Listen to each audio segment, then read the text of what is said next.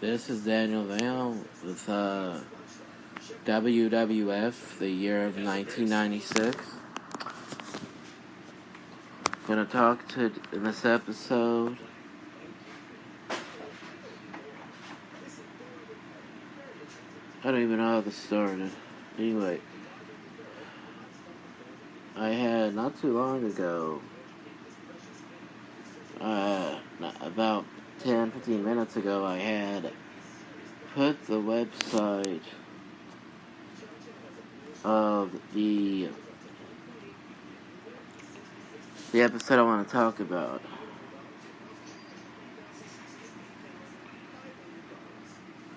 As I recall, last time I did an episode about Raw in 96, it stopped at March 4th. So this episode is going to be March 11th, 1996. And it all depends on what date WrestleMania 12 happened.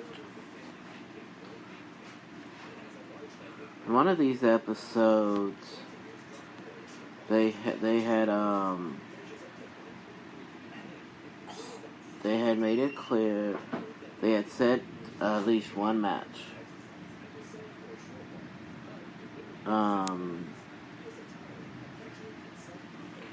For WrestleMania, the Hollywood Backlot Brawl between Piper and Goldust. They also, after that segment, they showed a clip from Shawn Michaels' training with his mentor, Jose Lothario. And before I talk about that, let's talk about the matches.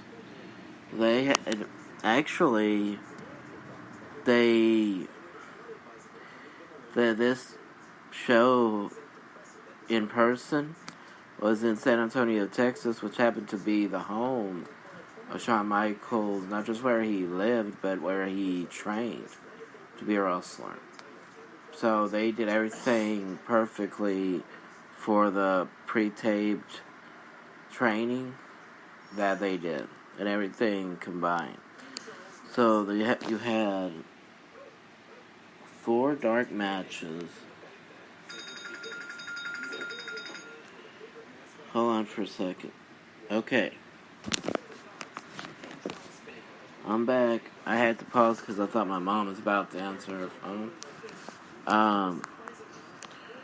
The first dark match was Skip defeating Dwayne Johnson or Rocky Maivia, which I'm surprised he had been there that long. I'm gonna have to say pause again. Hold on.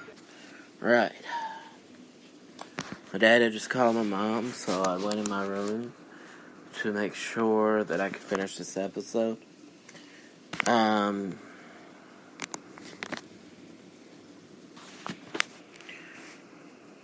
I was actually surprised that it took them this point in time.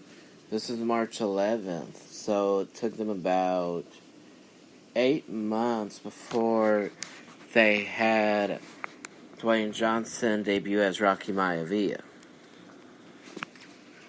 So that's a surprise to me. Also in the dark matches, Ahmed Johnson teamed with Jake the Snake Roberts, and they defeated Owen Hart and the British Bulldog. Also in a dark match, Shawn Michaels defeated Hunter Hearst Helmsley. That was a surprise to me. I didn't know they ever faced each other in the 90s. And then in the main event dark match, Bret Hart defeated The Undertaker by count out to keep the World Wrestling Federation Heavyweight Championship. The actual Raw results, Savio Vega and Steve Austin. But by this time, they started calling him Stone Cold because of the change in how he acted and the change of the character itself. So they called him the Ringmaster, but he started calling him Stone Cold.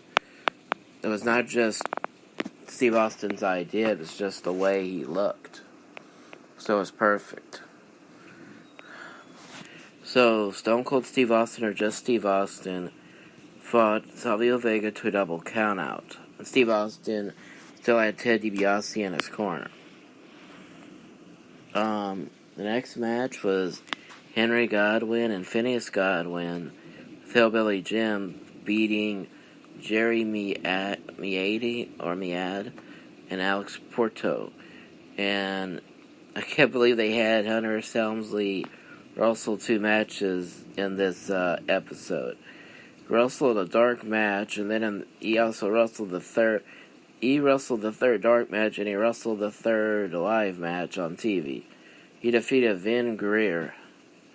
And in the main event, Yokozuna and The Undertaker defeated Owen Hart and Davey Boy Smith by disqualification. And also, entering footage before the live telecast, Mark Henry made his WWF TV debut by hitting a gorilla press slam on Jerry the King Lawler as Lawler was interviewing him in the ring.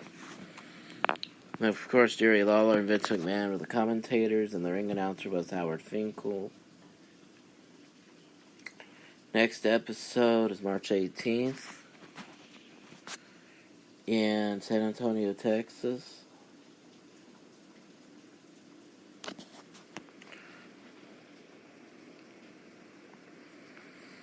And I believe all of these episodes were pre-taped, which was actually how Eric Bischoff got people to tune in the beginning. In the beginning of his WCW Monday Nitro run. I don't know how long it took him, but obviously it took him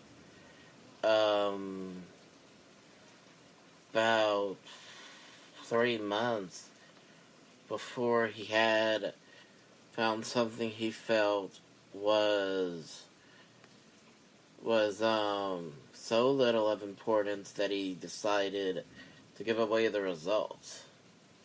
And he gave away the results of who won the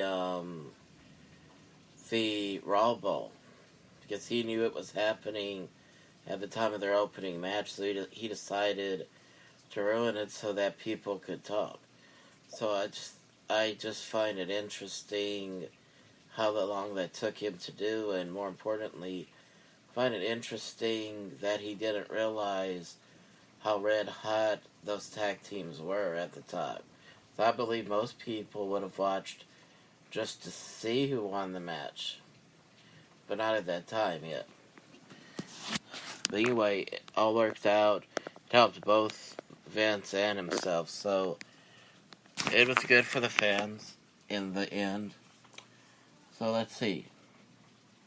Oh, I'm really glad I looked up these results. I'm not even going to say why, but I'm just glad I did. Okay, first match is Davey Boy Smith and Jake Roberts fighting to a double count. No, Jake Roberts getting counted out, probably because of Jim Cornette's antics, if not somebody else coming out and helping him. Let's see if there's any, no, they didn't have any other segments were written, so everything's fine. Let's see. Goldust defeated Fatu after that match, and then Diesel beat Barry Horowitz, and Bret Hart defeated Tatanka. By the way, I forgot to mention, in the episode before, not only did they air Shawn Michaels' training video, they also aired Bret Hart's training video.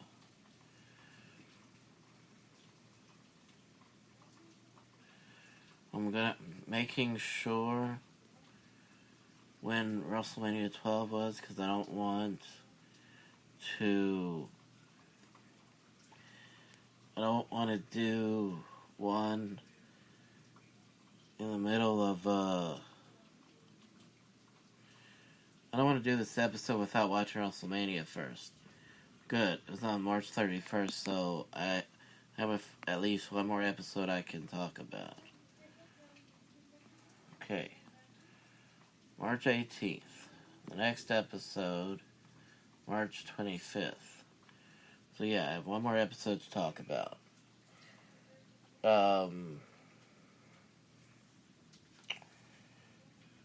This is the third week. It's in San Antonio, Texas, and the first match was Marty Jannetty's new tag team partner, Leif Cassidy, going against and losing to Shawn Michaels. Hunter Helmsley defeated Aldo Montoya, and Ahmed Johnson defeated Owen Hart via disqualification. Well, I did see WrestleMania 12, so I'll just talk about it, and then watch it later on. Okay.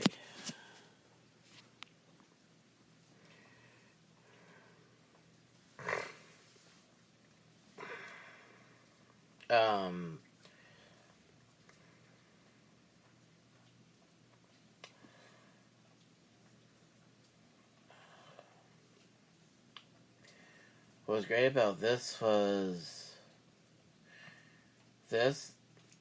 the night that Mark Miro defected from WCW to WWF after 3 or 4 years of being in WCW and having enough of after he couldn't convince them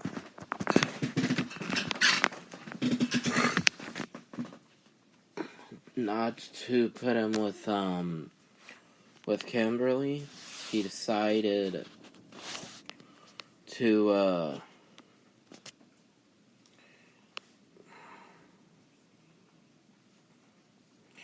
I really don't know how to say this. Oh yeah.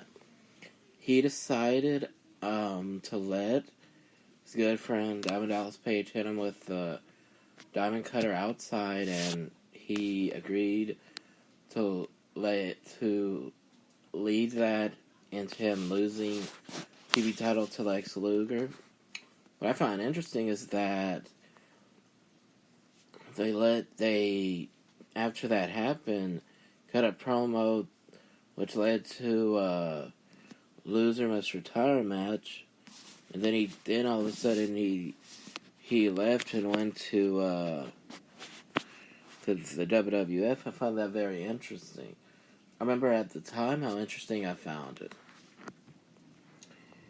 because Mark Miro's character Johnny B. Bad was one of my favorite characters to watch. And then I found out after he eventually Sable eventually left Hunter and went with him, found out directly after that they were married, and I was like, interesting.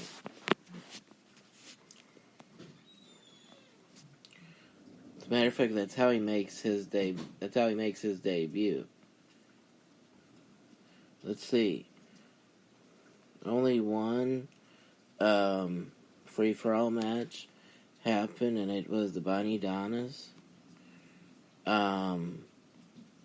defeating the Godwins to win the vacant tag team titles. The first match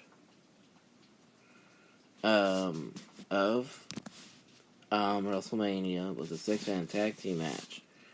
British Bulldog, Owen Hart, and Vader, with Jim Cornette in their corner, defeated Ahmed Johnson, Jake Roberts, and Yokozuna, with Mr. Fuji in their corner. And Cornette really needed his men to win, because if they lost, he would have to get in the ring with Yokozuna for, I think, 10 minutes or 5 minutes or something.